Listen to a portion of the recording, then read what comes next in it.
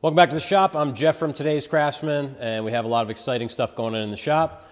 John was asking me some questions about some cabinets we have over here, so let's go over and take a look. Promotional support for this episode is provided by Titan, a leader in spraying technology. For 50 years, Titan has been providing innovative solutions that real contractors need. For more information, visit titantool.com. This is an upper cabinet here, so we're building something for an event called Mansion in May. It's in Chester, New Jersey, and the whole concept is they're taking over this mansion. It's this big old home, beautiful stone home on this sprawling property, and they divide the house up into rooms, and each room is taken over by a designer and their contractors. So we're building some millwork for this room with a company called Toledo Geller, and they're calling it, I forget the exact name, it's like the Femme Rec Room. So that's their theme, is this a rec room for women. And this is the upper section, and we're gonna have some inset doors here, and they'll have a big diamond cut out of them, and we'll actually be doing a white burlap in the panel there. So very interesting. Hopefully we'll be able to get some finished photos up here for you. But here's the upper cabinet. So frame inset here. We have HDF for the cabinets. These are gonna be painted. We have holes drilled for our adjustable shelves, so we'll have 2 shelves. And we have a cherry face frame. So John was a little curious about the HDF. So this is like our go-to paint-ready product. Super, super dense. Don't get this confused with MDF. You could listen. This is some hard stuff. And you can see, barely deformed that corner, whacking it on the table like that. So this has a different resin profile.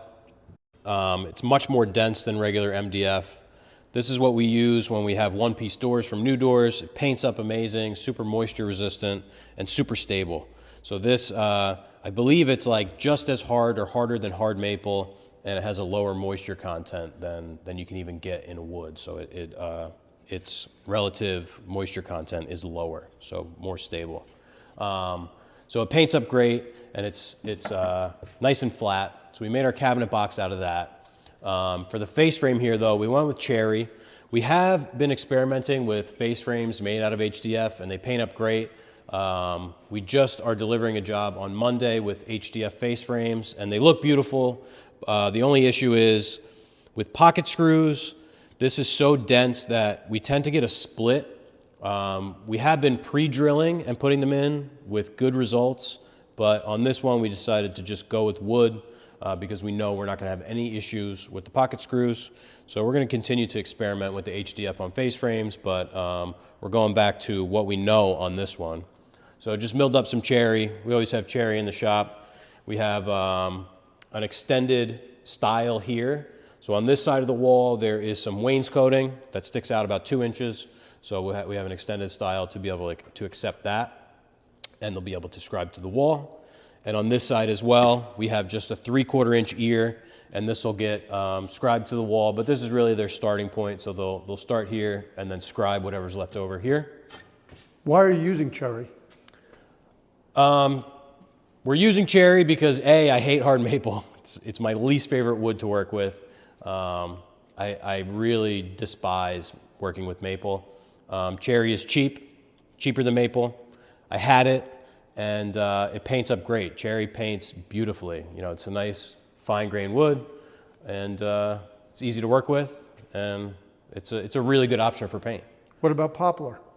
Poplar is good too. I've had bad experiences with grain pop on poplar. So when you use a water-based finish and you paint poplar, it tends to raise the grain a lot. It's not quite as dense, so therefore you get more grain pop. With cherry, that's much less of a problem. So can we remove the face frame and look at the construction of the cabinets? Yeah, so we can pop this face frame off. Just on here with a couple squeeze clamps right now. So these cabinets are just dry assembled right now because they're gonna come apart to be painted. So we'll add some pocket screws here and at the top and at the bottom so that we can attach this face frame once everything is painted, reassembled, and then we can put on the face frame. Oh, one thing we didn't talk about. So we have 1.5 inch here, 2 pieces of 3/4 HDF. I went 1 9/16 inches on these face frame members so that we have just a little fingernail. That allows us to break that back edge, and when you're looking at it face on, you're not going to see any of these two pieces of HDF back here. It's always better to be slightly proud on your face frame. So we have that all over, just a little, this is a little bit bowed right now, but just a little fingernail on all of the face frame overhangs. So, pop that off. So See, you build nice. the 3 boxes, Yep, and then you just attach the boxes together. yep. So 3 individual boxes, they're all the same. So it's a lot easier to build 3 boxes the same size than to build 1 box and divide it up 3 ways equally. Then it's also more manageable. So we're going to be painting the same amount of pieces, but now we only have to paint these short pieces rather than, well, I guess technically we're painting 4 more pieces than we would. So you could have this with 1 top and 1 bottom and individual partitions, or you could do it this way. I prefer. I'm planning to build a cabinet that's going to be 2 cabinets, and I'm thinking the same thing. And Yep. you're basically just making me realize that's a good idea. Yeah, so I like to do it this way, which is sort of like the European frameless way, where every opening is its own cabinet box. What about the backs? So the backs are individual. They're 3/8 HDF, and they're over here on this rack. And the nice thing about the HDF is it comes in 1/4 inch, 3/8 of an inch. I'm pretty sure it comes in 1/2 inch. I've never purchased it. 3/4, 1 inch. So in this project, we're using 3/4, 3/8, and 1/4 inch HDF. Is this freestanding, or is this going to get attached to the wall? So this is captive between 2 walls, and we have a small fascia that will terminate into the ceiling. So it will be attached to the wall? Yes. Okay. So what are you going to screw through to get a good anchor on the cabinet to the wall? So because these are just plant-on backs, so the backs will literally just plant onto the back, that's a super strong connection. We'll have screws around the entire perimeter of the cabinet, so you'll just be screwing through that 3/8 into the wall, and these are sitting on top of a countertop, so they're not hanging on those screws. In that case, we'd probably go with a 3/4 inch back or have additional nailers behind, but that'll be plenty strong. It'll just be attached to the wall, sitting on top of a countertop. We're next to our base cabinets here. So we have a interesting design for the doors. This came from the designer, so they wanted 2 inches and then a 1/4 by 1/4 dado, so 1/4 inch wide, 1/4 inch deep, and a coplanar panel. So this is all coplanar. And I couldn't think of a way to do that in a slab, so it'd be nice if I could just run a 1/4 inch router bit and just router that into one solid piece, but you have your corners to deal with. I couldn't think of a good way to do that, so we did a mitered door on this, which is not something that we typically do. I backed it up here with a trim screw. I have to continue to fill those in sand, but basically it's a 2 inch style with a 1/4 inch groove. The piece, here I'll grab it, the piece that I was showing you before. This is a piece of the door material, the frame. Then I took a panel. I figured out what my overalls were to have it sit into the groove. And I set up the shaper with a big, like a trenching head. And I took a 1/4 inch off of each face, and it ends up being like about 3/4 of an inch wide. So when it gets set in there, it gives us this 1/4 inch gap. And this is such a stable material that I don't need to allow for expansion and contraction. This panel is actually glued in there. So that's an advantage to this, is you don't need to have a floating panel like you typically do with wood. So we have rollouts on the inside. John was asking about these before. These are rollout pad outs. So in the past, we've used pieces of wood. That's real finicky. You have to cut them all the same size, sand them, finish them, install them. These just come 1 inch. They have 32 millimeter boring on them already, so they go right into our line bore, and they have plenty of spots where we can attach our slide. So we put those on the hinge side. So the drawers are coming from Hafele, and this is like a game room, a rec room, so they'll have, you know, all kinds of games and stuff in there, I'm assuming. So you want to pull out one of those slides just so we Yeah. can see how about one of the inner slides so you see how it goes past that door? So the idea is you can have the door open and pull the drawer out. Right, so even if this door isn't all the way open, you see you have plenty of clearance. So when we do rollouts, we always do that on our hinge side, excuse me. Have Silice, Progressa's in here. And actually, I had Progressa here and then Progressa Plus at the bottom. Just happens to be what I had on hand. So the Progressa Plus is the 154-pound version, and the Progressa is a little bit lighter duty.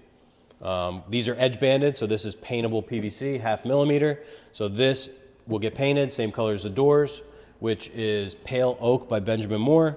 We had that color matched in a 1030 sheen Gallery by Sherwin-Williams. So we'll be spraying that pretty soon. And this material that you see here, so pre-finished on the inside, this is a Garnica product, and it's white on the outside. So I've never ordered this before. I didn't even know that it was a thing. They sent this to me by accident, and rather than refuse the delivery, I said I would take it because I actually want to paint a little bit of this here. So this side and this side, because we have a beverage cooler going in the center. So it kind of worked out. What I've done in the past is just scuffed and primed the pre-finish. You could do that, but this white will work good.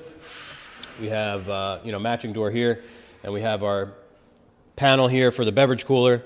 So it's a Wolf Sub-Zero, 24-inch wine cooler, and we have a matching panel. So it has glass in the center, and this gets applied. So we have to go 4.5 on this. So I couldn't match these exactly, but it's pretty close. So we have 2 1/4 and 2 1/4-inch groove to give us 4.5. But visually it works. So same thing, this is just simply mitered.